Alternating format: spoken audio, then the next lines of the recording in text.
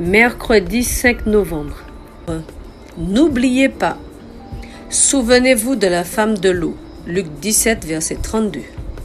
L'une des fugitives osa jeter un regard en arrière vers la ville condamnée et elle devint un monument du jugement divin. Si Lot lui-même n'avait manifesté aucune hésitation à obéir à l'avertissement des anges, mais s'était enfui avec empressement vers les montagnes, sans un mot de supplication ni de remontrance, sa femme aurait également réussi à s'échapper. L'influence de son exemple l'aurait sauvée du péché qui avait scellé son destin. Mais son hésitation et son retard la firent prendre à la légère l'avertissement divin. Tandis que son corps reposait dans la plaine, son cœur s'accrochait à Sodome et elle périt avec lui.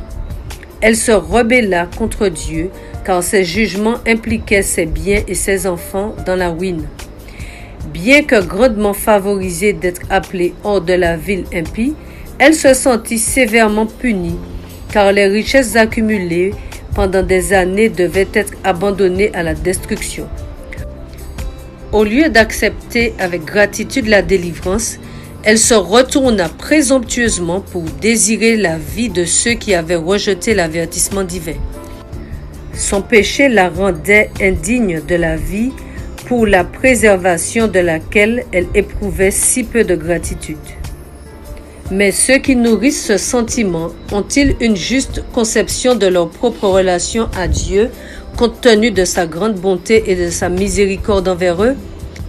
Ont-ils oublié qu'ils sont unis par les liens les plus forts d'amour, d'honneur et de loyauté au service de leur Créateur et Rédempteur? Les invitations à la miséricorde s'adressent à tous. Et parce que nos amis rejettent l'amour implorant du Sauveur, devons-nous aussi nous détourner? La rédemption de l'âme est précieuse. Le Christ a payé un prix infini pour notre salut. Et quiconque apprécie la valeur de ce grand sacrifice ou celle de l'âme ne méprisera pas la miséricorde offerte par Dieu parce que d'autres choisissent de le faire. Patriarches et prophètes, pages 161 et 162. Bonne journée!